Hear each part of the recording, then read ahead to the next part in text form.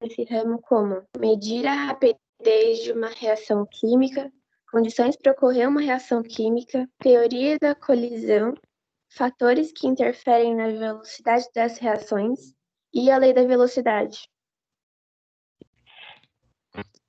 Ok, pode passar.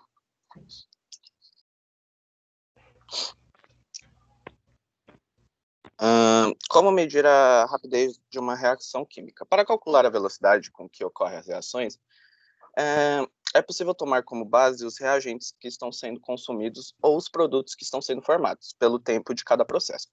A escolha do processo de cálculo depende da reação que está se estudando.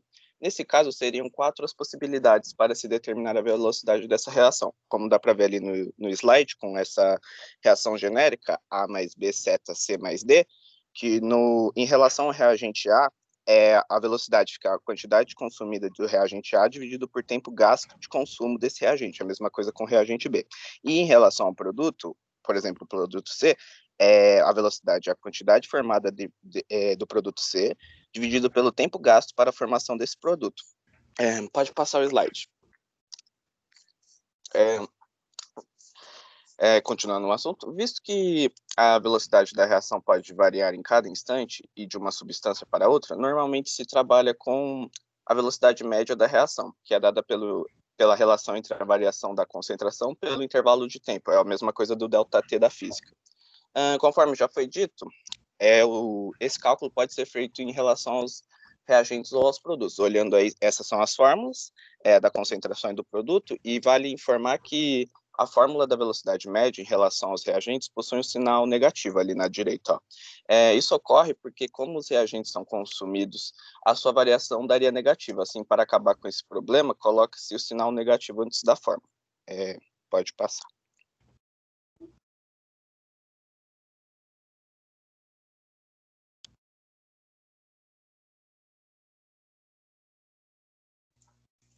Bom, eu vou falar sobre as condições para a ocorrência das reações químicas. São 4 condições para que as reações ocorram de forma efetiva.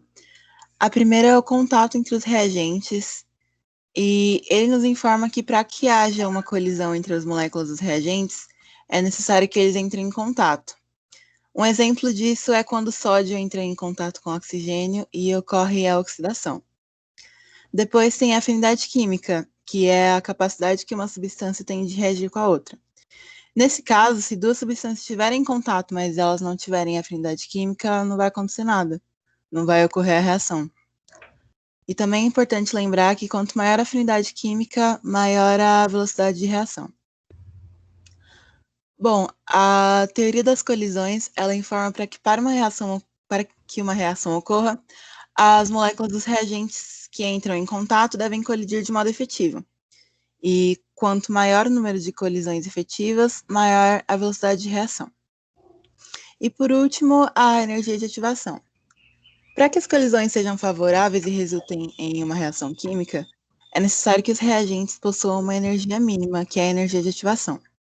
A energia de ativação é necessária para a formação do complexo ativado, que é uma estrutura intermediária entre os reagentes e os produtos, onde as ligações dos reagentes estão sendo enfraquecidas e as ligações dos produtos vão ser formadas.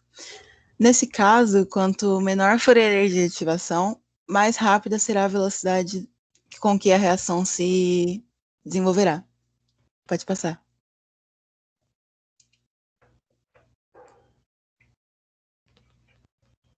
Bom, como vou dar continuidade, como a Lu já tinha falado, a teoria das colisões, ela explica o choque entre os átomos e as moléculas presentes em um meio material e é um fator fundamental para que ocorra essa reação química. Pode passar.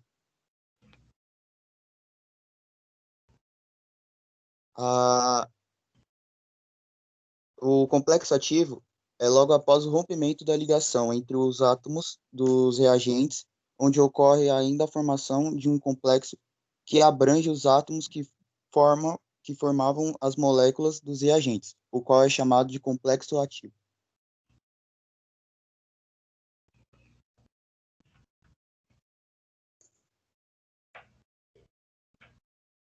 Acabou?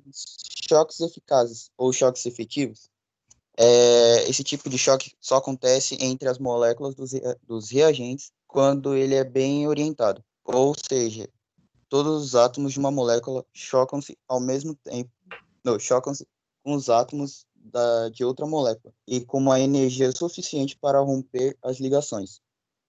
Nessa imagem dos choques, a imagem que apresenta as setas azuis indicam os átomos de uma molécula, chocando-se com cada átomo de sua molécula.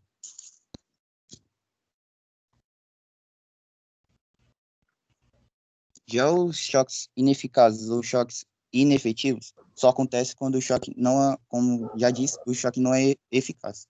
Logo, não será suficiente para o rompimento de suas ligações dos reagentes. Pode passar.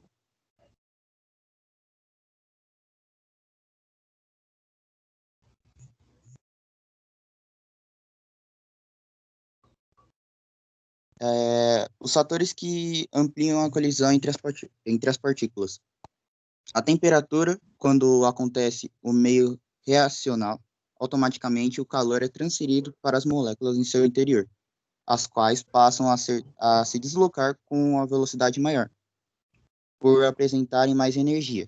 Logo, a frequência das colisões entre as partículas dos reagentes também é maior. Já a pressão é a mesma coisa que a temperatura. Quanto maior maior a colisão. Pode passar. Eu não tô vendo os slides, então se você puder falar aí onde que tá. Tá no meu já? Pode começar? Tá no seu primeiro. Tá, eu vou falar sobre os 4 principais fatores que podem interferir ou alterar a velocidade das reações. O primeiro é a superfície de contato. Quanto maior a superfície de contato, maior vai ser a velocidade dessa reação.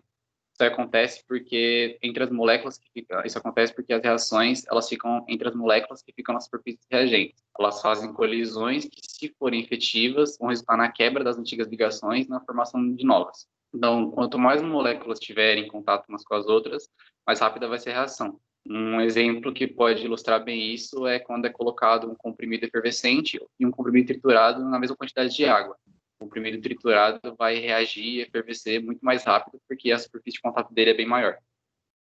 O segundo é a temperatura.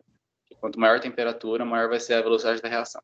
Isso acontece porque, com o aumento da temperatura, a energia cinética das moléculas das substâncias reagentes aumenta. Então, elas se movimentam numa velocidade maior, o que faz com que a quantidade de choques resulte numa reação mais rápida. Como a energia das moléculas aumenta, isso faz com que elas tenham energia suficiente para reagir, que é a chamada energia de ativação. Um exemplo é quando ocorre um incêndio em uma floresta, que é um meio onde a perda de calor é baixa, e a reação libera calor para o meio. E com isso a temperatura do ambiente aumenta e faz com que a combustão ocorra mais rápido. E por outro lado, também é por isso que alguns alimentos são colocados na geladeira, porque quando eles estão gelados, eles se decompõem mais devagar. Pode passar aí para o próximo. Não. Passou já? Já. O terceiro é a concentração. Quanto maior a concentração dos reagentes, maior vai ser a velocidade da reação. Quando a gente aumenta a concentração dos reagentes, a gente aumenta o número de moléculas ou partículas reagentes no volume. Consequentemente, o número de colisões entre elas aumenta, que resulta numa velocidade maior de reação. Um exemplo é a combustão do carvão. Porque se a gente coloca um pedaço de carvão em brasa dentro de um frasco com oxigênio puro, a reação vai acontecer com uma velocidade muito maior. Isso porque a concentração de um dos reagentes da combustão aumentou, no caso o oxigênio. Antes, o oxigênio era presente no ar, que está numa proporção de cerca de 20%. Só que dentro do frasco essa proporção vai para 100%. E o último são os catalisadores, que são substâncias que aumentam a velocidade de algumas reações sem participar delas, ou seja, sem serem consumidas durante a reação. Por exemplo, a água oxigenada, que se decompõe com o tempo, mas quando ela entra em contato, por exemplo, com o sangue de alguém que está machucado, essa reação ocorre com uma velocidade muito maior, que é vista com a formação de bolhas, como aqui na imagem aí. Isso acontece porque o sangue tem uma enzima chamada catalase, que funciona como catalisadora da reação da decomposição da água oxigenada. Então, aumenta sua velocidade. Os catalisadores, eles conseguem aumentar a velocidade das reações, porque eles atuam mudando o mecanismo de reação para diminuir a energia de ativação da reação. Assim, com uma quantidade de energia de ativação menor, fica mais fácil para as partículas reagentes atingirem essa energia e conseguirem reagir. Pode passar para a próxima aí. Eu vou falar da lei da velocidade. No ano de 1864, os químicos Cato e Peter formularam a lei da velocidade, a qual propõe que a velocidade de uma reação química é determinada exclusivamente pelos reagentes dessa reação. Uma reação química deve apresentar obrigatoriamente dois grupos de substâncias, que são os reagentes, A e B, e os produtos, C e D. Então, considerando a reação genérica que está no slide, digamos que a gente aumente a concentração dos reagentes A e B. O que vai acontecer com a velocidade da reação é que, como a quantidade de partículas dos reagentes aumentou no mesmo espaço, vai haver mais choques efetivos entre elas, o que vai resultar no aumento da taxa de desenvolvimento da reação. Ou seja, vai aumentar a velocidade. Portanto, a velocidade da reação é diretamente proporcional à concentração dos reagentes. Porém, isso também depende da temperatura. Por isso que a gente tem essa equação matemática que representa a lei da velocidade da reação, que é representada por uma expressão matemática que obtém o produto das concentrações em mol por litro dos reagentes elevadas aos seus respectivos coeficientes, A e B, estequiométricos, os valores do balanceamento com uma constante de K, onde o V é a velocidade da reação, o K é a constante, que só depende do valor da temperatura, e os outros são os expoentes determinados experimentalmente. Apenas quando a reação é elementar, ou seja, ocorre numa única etapa, é que os expoentes são exatamente iguais aos coeficientes da equação química balanceada da expressão. Porém, nos outros casos, a potência apropriada a qual se deve elevar a concentração de cada reagente deve ser determinada experimentalmente. E foi esse o nosso trabalho, espero que tenha ficado compreensivo para todo mundo.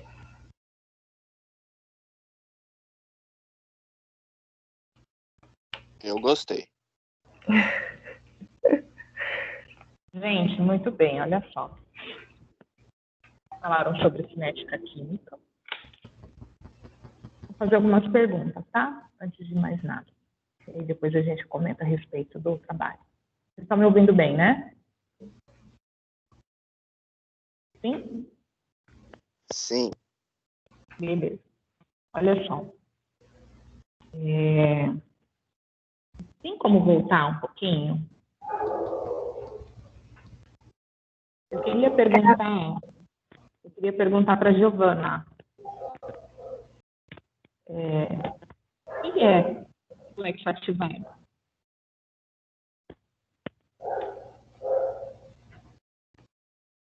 Giovana? Oi, Pro, tá me escutando? Não estava te escutando, não. Não, mas agora você tá. Agora eu tô. Ah, tá. O que é complexo ativado? O complexo ativado, ele é como se fosse um estado de transição entre os reagentes e os produtos, onde as ligações são enfraquecidas e existe a formação de novas ligações. Certo. Em relação à energia desse complexo ativado, é alta, é baixa?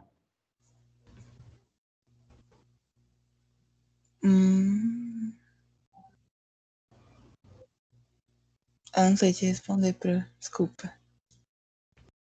Pedro falou sobre a mesma coisa.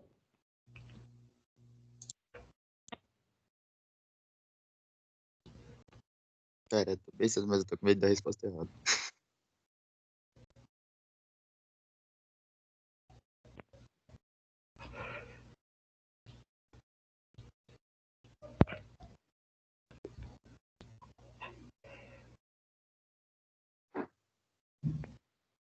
Não, para esse daí eu não vou saber mesmo. Não entendi. Esse eu não vou saber. Ó, passa para o slide, por favor, o próximo, por favor.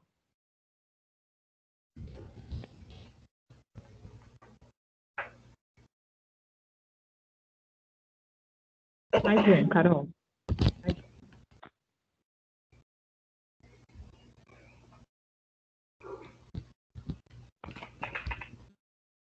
Ô, Pedro.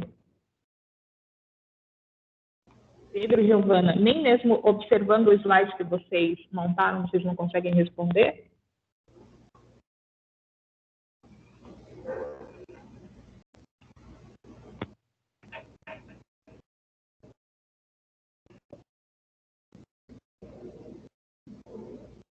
Pedro, Giovana?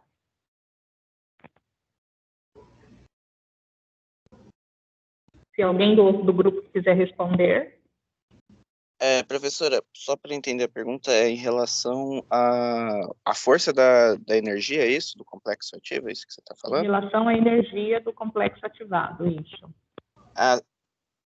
É algo em torno do tipo, se a estrutura já existe, ela é enfraquecida e a formação de novas ligações deixa mais forte, é isso? Não, quero saber em relação à energia, se a energia é máxima, se ela é mínima nesse momento, quando existe a formação do complexo.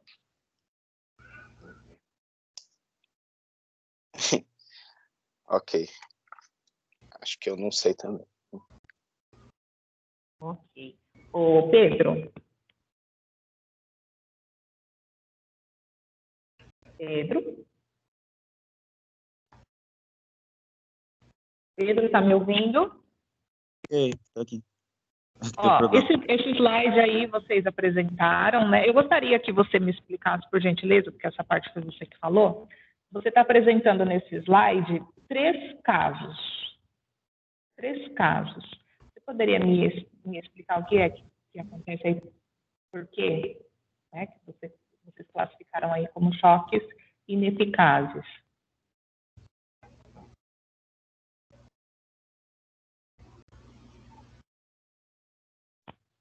Do choque do segundo?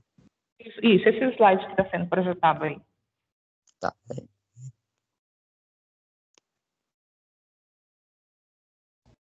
No caso 1, que é, no caso, o exemplo dos 3 casos, as moléculas de gases H2 e o Cl, né? Então, só para coisa mesmo. No caso 1, o choque é ineficaz porque o átomo do cloro só é capaz de atingir um dos átomos do hidrogênio.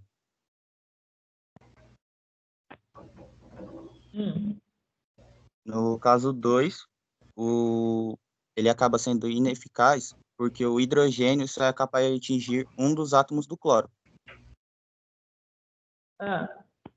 E o 3, o átomo de hidrogênio também é capaz de atingir um dos átomos do cloro. Vocês estão vendo meu cursor? Sim? Acho que não, ou professora. Não. Né? É que o controle está com a Carol. Olha só, gente, então você está falando em relação, você está querendo dizer, então, que precisa ter uma posição adequada para as moléculas se chocarem, certo? Certo, Pedro? Certo. Então, precisa haver uma orientação adequada para que as moléculas se choquem de maneira tal que as ligações sejam rompidas, certo? É isso que você está explicando aqui nesses casos, né? Então, aqui, no caso número 1, né, a gente percebe que a forma como as moléculas vão se chocar, né, a ligação entre os cloros pode quebrar, mas o hidrogênio não quebra. No segundo caso aí, a ligação entre os hidrogênios pode se quebrar, mas entre os cloros não quebra. E no terceiro caso, como elas batem, né? Batem na lateral, ok? Ou seja, as ligações permanecem intactas, ok? Não existe quebra de nenhuma das moléculas aí, né? Por que vocês não colocaram nenhum exercício no trabalho de vocês? vocês não colocaram, quando a gente fala em complexo ativado, quando a gente fala de energia de ativação, a gente precisa pelo menos saber interpretar um gráfico. Eu não vi um gráfico no exercício, na apresentação de vocês.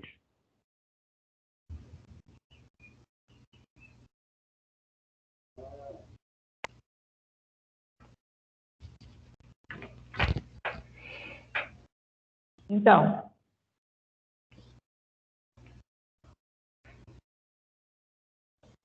professora, da minha parte da explicação, eu cortei como fazer pelo cálculo estequiométrico. Esse também você estava cobrando? Como medir a velocidade como ocorrem as reações? Ó, seguinte, vocês estão falando sobre cinética, certo? Você, Thales, falou sobre... você apresentou as fórmulas para cálculo da velocidade, confere? Confere, e não apresentei a versão com cálculo estequiométrico. Certo. Mas, ótimo, vocês apresentaram a teoria, mas como é que a gente faz para calcular? Cadê um exercício mostrando para a gente como é que essa fórmula da velocidade média, ou em relação a um dos reagentes, funciona? Como é que a gente sabe? Né? Então, o trabalho de vocês, ele não está completo, assim, né? Não está muito eficaz, vamos dizer assim. Então, na parte do Thales, está faltando falar a respeito, colocar um exercício para a gente verificar como é que se aplica essa fórmula, como é que se calcula a velocidade, né? Está faltando. Na parte em que a Giovana e o Pedro falaram, está faltando também. Por quê? Porque a gente precisa de gráfico. Quando a gente fala em relação à velocidade das reações, complexo ativado, a gente precisa interpretar gráfico. Ok? Está faltando isso. Em relação a catalisador, quem falou sobre catalisador foi o Gustavo, que falou a respeito dos fatores que interferem na velocidade das reações. Como é que se comporta um gráfico quando a gente tem a presença do catalisador? Vocês não mostraram nada disso. Todas essas coisas que eu estou falando para vocês são coisas que caem. É o que você mais vê em vestibulares e Enem quando se trata do assunto velocidade das reações. Certo? Então, o trabalho de vocês não está do jeito que eu gostaria que estivesse.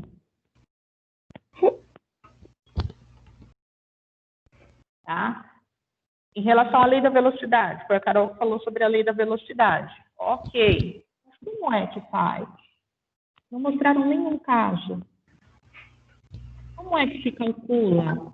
Nenhum exercício para a gente visualizar como é que se calcula a lei da velocidade, como é que a gente determina, né, a expressão da lei da velocidade. Vocês não fizeram nenhum exercício porque se nós estamos falando de um conteúdo que é um conteúdo prático, né, um conteúdo que envolve matemática, vocês precisam mostrar como é que a gente faz, como é que utiliza as fórmulas. Fala, Thales. Eu posso propor uma ideia, então? Diga.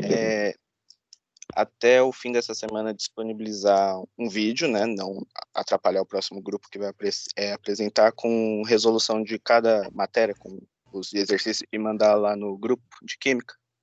Ó, seguinte. Então, a gente vai fazer o seguinte, então. Vamos pegar as partes mais importantes aí, tá? A sua parte. Okay? Então, você vai fazer uma pequena explicação da sua parte, você vai colocar 3 exercícios, resolução de 3 exercícios em relação à sua parte, tá? Parte do Pedro e da Giovana, tá? Também.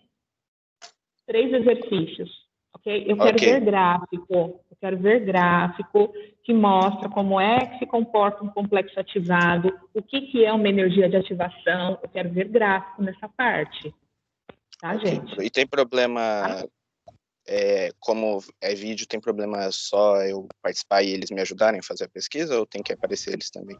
Não tem problema nenhum, desde que esteja tudo ok, tá? Fatores que interferem na velocidade da reação. Isso também é um assunto que cai bastante, tá? Pode colocar 3 exercícios sobre fatores que interferem na velocidade das reações. Foi a parte que o Gustavo falou. E a parte da Carol também, sobre a lei da velocidade. 3 exercícios, ok? Então, vocês devem fazer um vídeo. Até domingo tá bom para vocês? Pode ser. Tá? Então, olha só.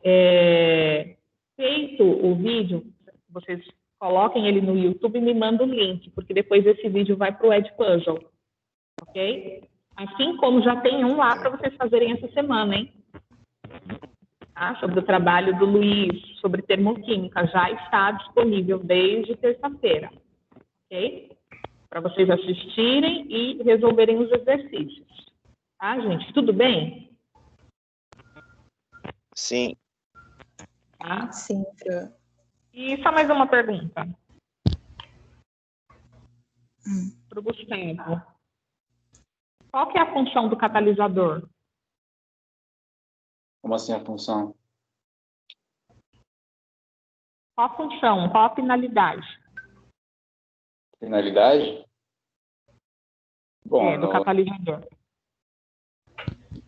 por onde eu pesquisei e fiz a minha fala, os catalisadores eles aumentam a velocidade da reação e o exemplo do sangue de um machucado. Ele entra em contato com algum outro, por exemplo, a enzima do sangue e entrando em contato com ela, ele acelera a velocidade da decomposição da água oxigenada.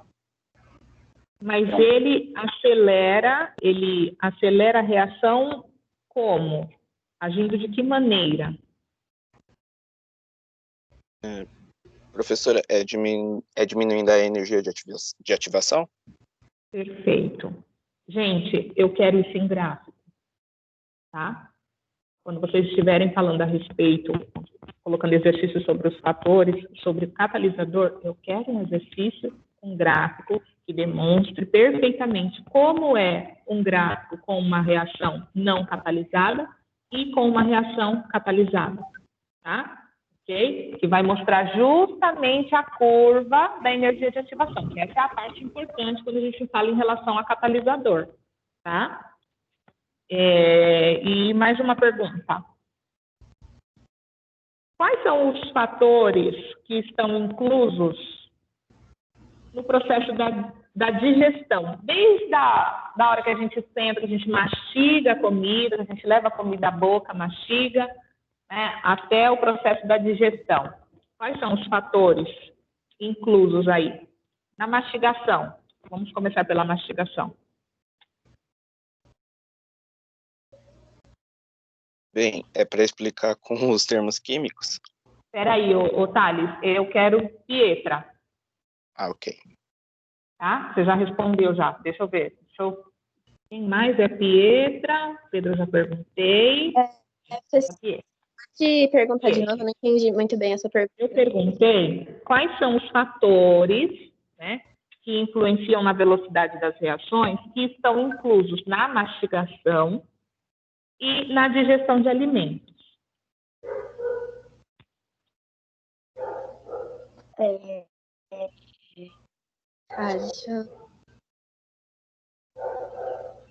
Eu acho que a temperatura ela influencia, porque faz com que alguns alimentos fiquem mais mole na hora do mastigamento. A natureza deles, porque às vezes eles podem ser mais duros, mais comestíveis. Deixa eu ver o que é mais. Eu acho que só. Acho que a temperatura influencia e a natureza dos alimentos. Eu não sei mais se tem mais, mas sim, é o que eu acho que é. Thales, você concorda? Em relação ao processo em si... Mastigação, o que a Pietra acabou de falar. Você concorda com o que ela falou? Em partes, porque a mastigação começa o processo triturando o alimento e já mandando sinais para o corpo produzir os ácidos para dissolver lá no estômago, né? Ela falou temperatura. Temperatura? E falou Eu esqueci a outra coisa que ela... a natureza do alimento. Bem, acredito que a temperatura não, mas a natureza do alimento, se for no sentido de como é mais ou quão mais fácil é de digerir ele ou não, sim, aí tem influência. Então, você está falando em relação à superfície de contato. Sim, exato. Mas aí tem a Então, mastigação. fala de novo, Petra, não compreendi o que você disse, querida.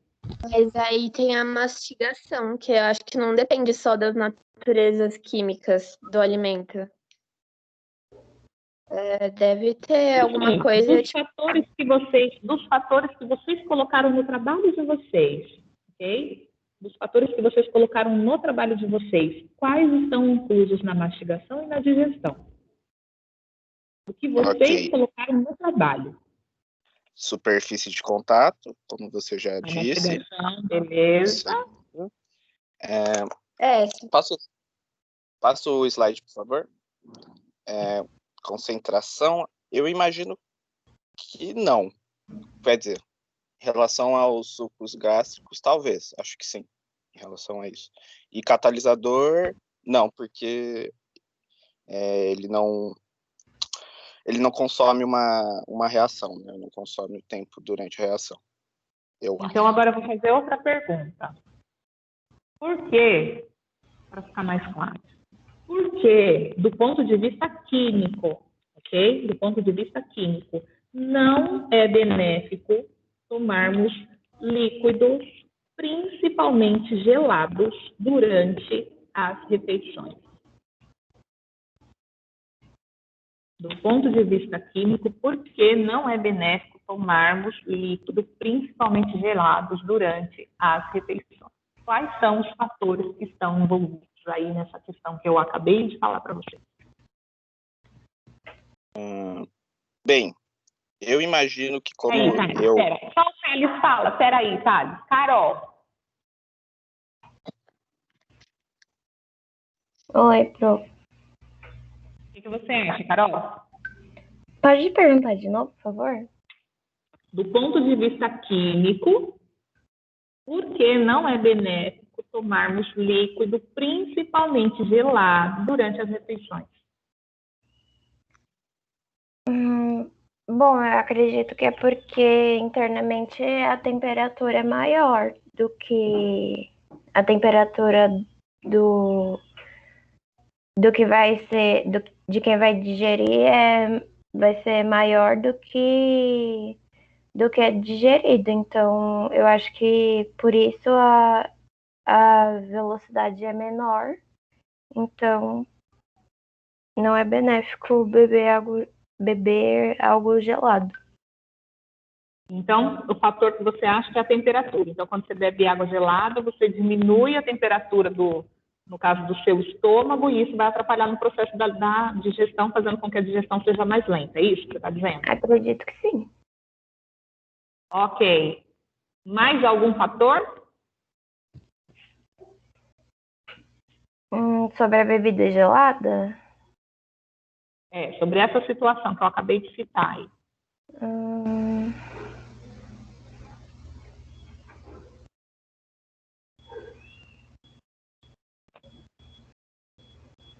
Acho que é basicamente isso. Só a temperatura? Gustavo? Gustavo concorda? Concordo plenamente. Só a temperatura? Não sei só a temperatura, mas a temperatura está certa. Mas só a temperatura? Não estou conseguindo pensar em outra que seja. Também.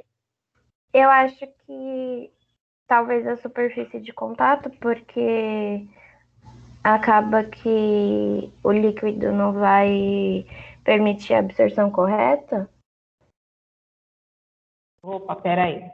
Vamos pensar. Superfície de contato me leva a pensar em trituração, né? Ou seja, se você mastigar bastante, você aumenta a superfície de contato do alimento com o suco gástrico, certo? Sim. você aumenta a superfície de contato, esse alimento vai ser consumido mais rápido, sim ou não?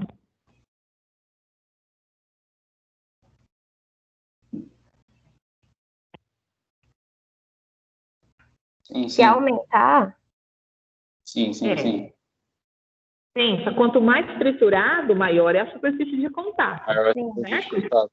Certo. E aí, é um fator ou não que a gente deve considerar quando a gente fala em relação à digestão? É um fator. É um fator. Então, temperatura, superfície de contato. Tem mais algum?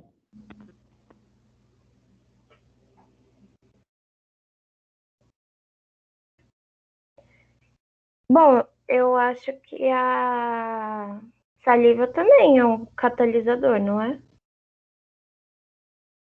A saliva? É, as enzimas que tem. Ó, nessa situação que eu passei para você da água, do líquido gelado, você falou temperatura. Tem mais um fator aí, ó, importante, em relação ao líquido gelado.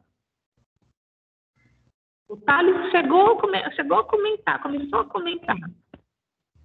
Eu ia falar que possivelmente acho que se tratava da concentração, mas em termos do que se aplica de fato, não estou conseguindo formular.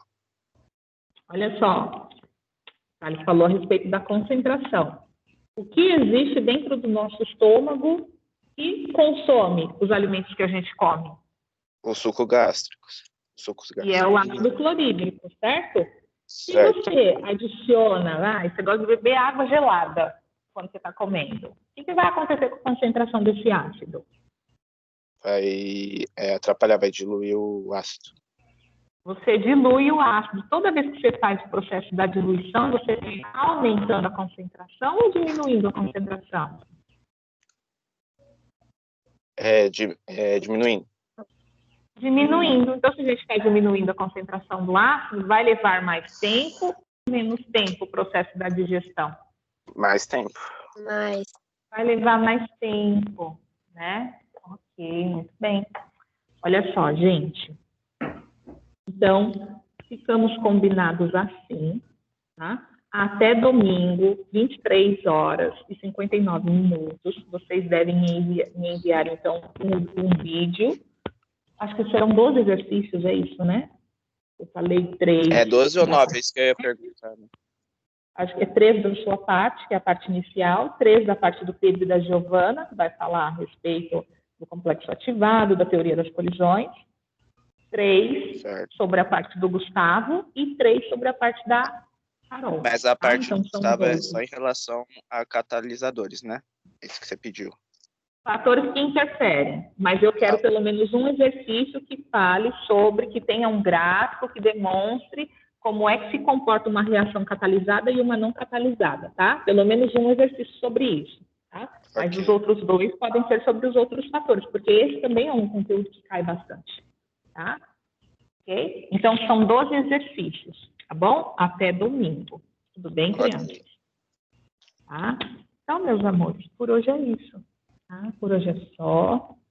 E aí a gente se vê, então, na próxima semana. Então, Thales, quando você colocar lá o vídeo no YouTube, você me manda o link, tá? Porque aí eu preciso para poder montar o Ed Puzzle em cima do seu vídeo, tá? Só que precisa estar no YouTube, tá bom?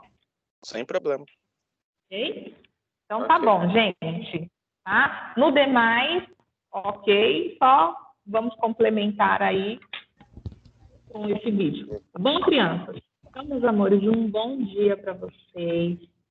Um bom final de semana, tá? E a gente se vê, então, na quarta-feira.